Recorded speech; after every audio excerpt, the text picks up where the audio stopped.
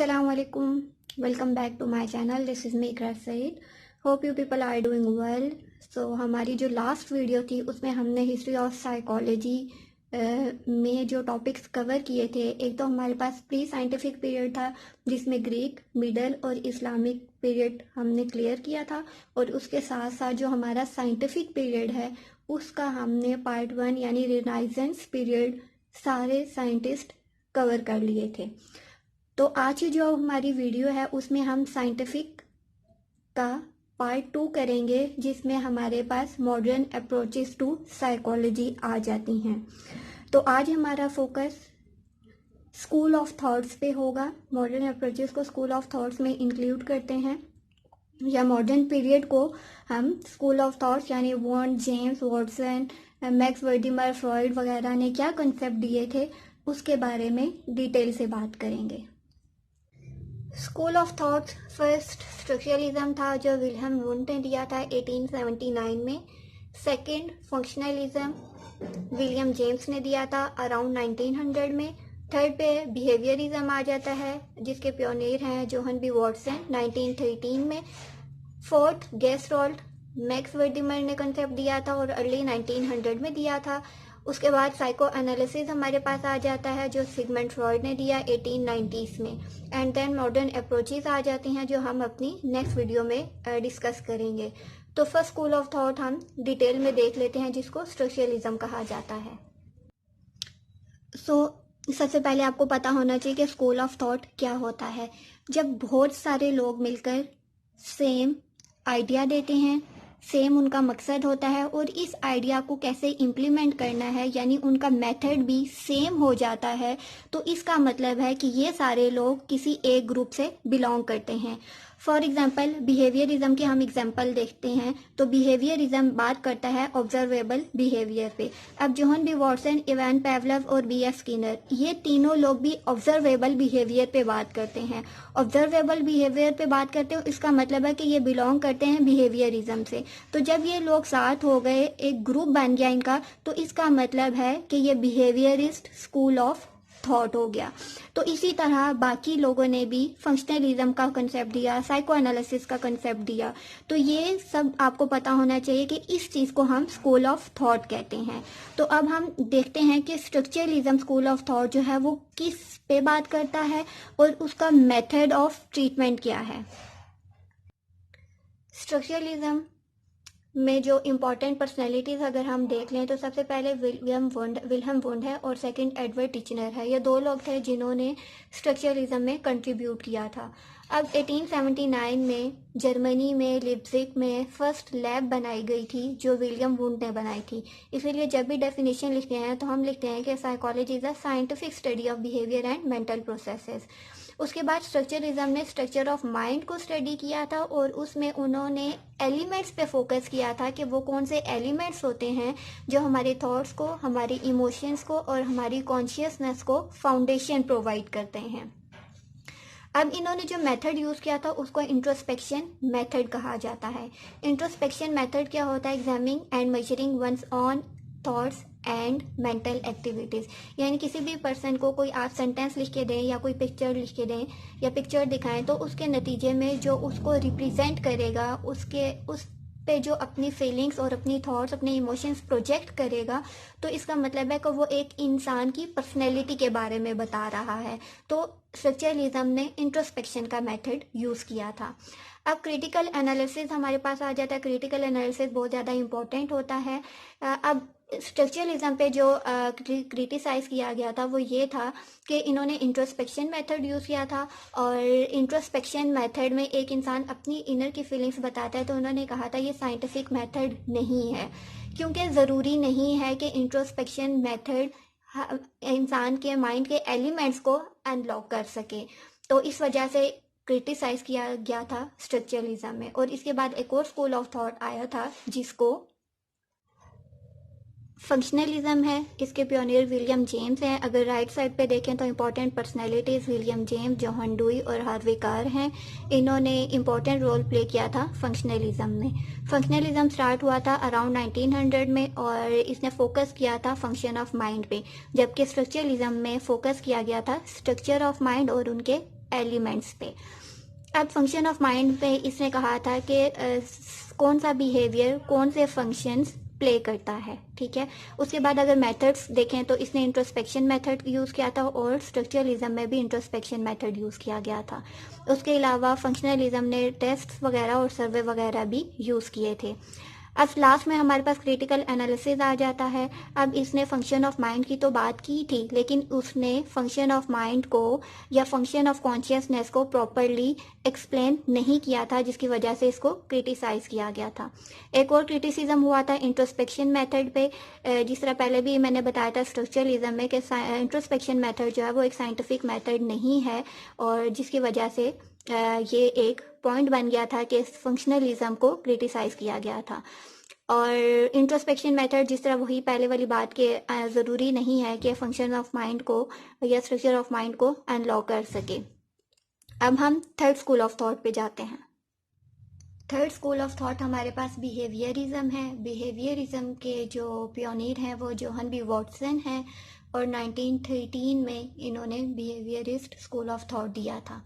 Important personalities देख लें left right side पे, तो John B Watson, Ivan Pavlov, बी.एफ. स्किनर एंड थॉर्नडाइक, ये 4 लोग हैं जिन्होंने बिहेवियरिज्म पे फोकस किया था और डिफरेंट एक्सपेरिमेंट्स परफॉर्म किए थे। अच्छा, बिहेवियर्स जो बात करते हैं वो कहते हैं कि सब्जेक्ट मैटर ऑफ साइकोलॉजी जो है वो सिर्फ और सिर्फ बिहेवियर है। बिहेवियर ही इम्पॉर्टेंट होता है। बिहेवियर के अलावा इन्होंने किसी और चीज़ पे फोकस नहीं किया। इन्होंने लर्न बिहेवियर पे फोकस किया है, यानी इम्पोर्टेंस ऑफ लर्निंग इनके नज़दीक ज़रूरी है, ठीक है।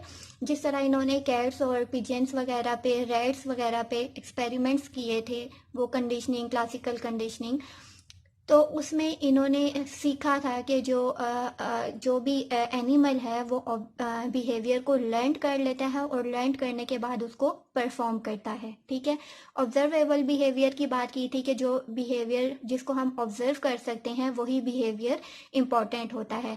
थर्ड पॉइंट है psychology as a science of behaviour, यानी उन्होंने साइकोलॉजी को कहा था कि वो सिर्फ और सिर्फ बिहेवियर को स्टडी करती है, ठीक है। इसी तरह अगर हम डेफिनेशन की बात करें तो डेफिनेशन भी क्या, psychology is the scientific study of behaviour and mental processes, तो इनका फोकस बिहेवियर पे था। अगर मेथड की बात करें तो इन्होंने एक्सपेरिमेंटल मेथड यूज़ किया था, और इन्होंने कहा था कि हम एक्सपेरिमेंटल लैब में या एक्सपेरिमेंट में बिहेवियर को ऑब्जर्व कर सकते हैं और ऑब्जेक्टिवली ऑब्जर्व कर सकते हैं, ऑब्जेक्टिवली स्टडी कर सकते हैं। अगर हम स्ट्रक्चरलिज्म की बात करें तो उन्होंने और फंक्शनलिस्ट उन लोगों ने इंट्रोस्पेक्शन मेथड यूज़ किया था, जबकि इन्होंने एक्सपेरिमेंटल मेथड यूज़ किया है। अब अगर क्रिटिसिज्म देखें जो बिहेवियर इस पे हुआ, तो ये एक्सट्रीम विद आइडियाज़, यानी कि ये बहुत ज़्यादा एक्सट्रीम पे चले गए थे अपने आइडियाज़ के साथ कि सिर्फ और सिर्फ बिहेवियर ही इंपॉर्टेंट है, उसके अलावा कोई चीज़ नहीं, ठीक है। सेकंड पॉइंट मैंने लिखा भी है कि लिमिटेड टू ऑब्जर्वेबल बिहेवियर, यानी इन्होंने कॉन्शियस अनकॉन्शियस सबकॉन्शियस किसी पे कोई बात नहीं की, बल्कि इनका सारा फोकस ऑब्जर्वेबल बिहेवियर पे था। थर्ड पॉइंट क्या, डिडंट एक्सप्लेन कॉन्शियसनेस, जिस तरह स्ट्रक्चरलिज्म है उन्होंने स्ट्रक्चर ऑफ कॉन्शियसनेस पे बात की, फंक्शनलिज्म ने फंक्शन ऑफ कॉन्शियसनेस या माइंड पे बात की, लेकिन इन्होंने कोई भी एक्सप्लेन नहीं किया, ना ही कॉन्शियसनेस और ना ही सब कॉन्शियसनेस को एक्सप्लेन किया, जिसकी वजह से इस स्कूल ऑफ थॉट को क्रिटिसाइज किया गया। So fourth school of thought जो है गेस्टाल्ट साइकोलॉजी कहा जाता है इसको, या Gestalt school of thought. Pioneer Max Wertheimer हैं, और ऑन अर्ली 1900 में ये स्कूल ऑफ थॉट आया था। इंपॉर्टेंट पर्सनैलिटीज देख लें, मैक्स वर्दिमर, कोटकोफ्का और वुल्फगैंग कोहलर इंपॉर्टेंट कंट्रीब्यूटर्स हैं, ठीक है। अब गेस्टाल्ट जो है वो एक जर्मन वर्ड है और इसका मीनिंग है as a whole, not in elements और इन पार्ट्स। तो इनका फोकस क्या था कि ऑर्गेनिज्म जो है या जो भी इंडिविजुअल है उसको या कोई भी चीज़ है उसको एज अ होल स्टडी किया जाए। For example perception, learning, personality, इनको डिफरेंट पार्ट्स में स्टडी नहीं करना, बल्कि आपने एज अ होल स्टडी करना है। तो ये इंपॉर्टेंट लाइन आप याद कर लें, the whole is greater than sum of its parts. ये गेस्टाल्ट साइकोलॉजी का बेसिक कंसेप्ट था। एमसीक्यूज में भी पूछा जा सकता है और शॉर्ट आंसर्स में भी आ सकता है, लॉन्ग में भी आ सकता है, तो आपको ये कंसेप्ट अच्छे से क्लियर होना चाहिए, ठीक है। इन्होंने कहा था कि हमने चीज़ों को पार्ट्स में नहीं देखना, बल्कि हमने एज अ होल स्टडी करना है। जिस तरह अगर स्ट्रक्चरलिज्म की बात करें तो उन्होंने एलिमेंट्स ऑफ माइंड की बात की थी, फंक्शनलिस्ट ने फंक्शन ऑफ माइंड की बात की थी, और जो गेस्ट हॉल्ट हैं ये इन रिस्पॉन्स टू स्ट्रक्चरलिज्म आया था और इसने बात की थी कि इंडिविजुअल को पार्ट्स में देखने की बजाय एज अ होल स्टडी करना चाहिए। क्रिटिसिज्म देख लें तो परफॉर्म्ड ओनली इन परसेप्शन, सिर्फ परसेप्शन के एरिया पे इनका फोकस था ज़्यादा से ज़्यादा, और इन्होंने अनकॉन्शियस पे फोकस नहीं किया, जबकि हमारे बहुत सारे कॉग्निटिव प्रोसेसेस जो हैं वो अनकॉन्शियस में लाई करते हैं। अनकॉन्शियस एक इम्पॉर्टेंट पार्ट है, लेकिन इन्होंने इस पे फोकस नहीं किया, जिसकी वजह से इस स्कूल ऑफ थॉट को रिजेक्ट कर दिया गया था। और इसके बाद जो इसने अप्रोच यूज़ की थी ये प्योरली साइंटिफिक नहीं थी। So number 5th and last school of thought हमारे पास साइको एनालिसिस है, और इसके पियोनियर सिगमंड फ्रॉइड हैं, और 1890s में ये स्कूल ऑफ थॉट आया था। राइट साइड पे इंपॉर्टेंट पर्सनैलिटीज़ अगर हम देख लें तो सिगमंड फ्रॉइड, कार्ल जंग और अल्फ्रेड एडलर जो हैं इम्पॉर्टेंट कंट्रीब्यूटर्स हैं। अच्छा, साइको एनालिसिस में इसने जो ज़्यादा फोकस किया है सिगमंड फ्रॉइड ने, वो अनकॉन्शियसनेस पे फोकस किया है। अकॉर्डिंग टू सिगमंड फ्रॉइड कि हमारे जितने भी कॉन्फ्लिक्ट्स जो होते हैं वो अनकॉन्शियस में प्रेजेंट होते हैं, जिसकी वजह से सारे इश्यूज क्रिएट होते हैं। इन्होंने जो मेथड यूज़ किया था इसको साइको एनालिटिक मेथड कहते हैं। स्ट्रक्चरलिज्म ने और फंक्शनलिज्म में इंट्रोस्पेक्शन मेथड यूज़ किया। उसके बाद गेस्टॉल्ट ने क्या कहा, whole is greater than sum of its parts, और उसके बाद बिहेवियर थे जो उन्होंने एक्सपेरिमेंटल मेथड यूज़ किया। अब जो साइको एनालिसिस है इसने साइको एनालिटिक टेक्निक यूज़ की है।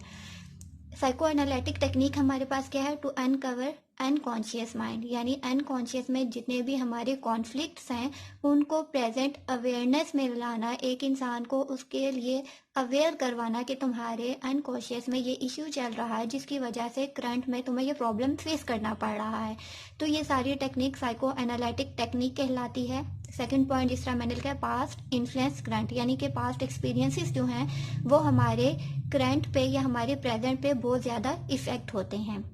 तो इसकी डिटेल भी बहुत ज़्यादा है हमारे पास, तो इस थ्योरी को हम किसी दिन डिटेल में पढ़ेंगे इंशाल्लाह। अब क्रिटिसिज्म की बात करते हैं तो बहुत से साइकोलॉजिस्ट ने ये क्रिटिसाइज़ किया कि ये जो थ्योरी है साइको एनालिटिक टेक्निक है ये साइंटिफिक नहीं है, लेकिन उसके बावजूद जो साइको एनालिसिस टेक्निक है या थ्योरी है पेशेंट को ट्रीट करने में बहुत ज़्यादा हेल्पफुल है।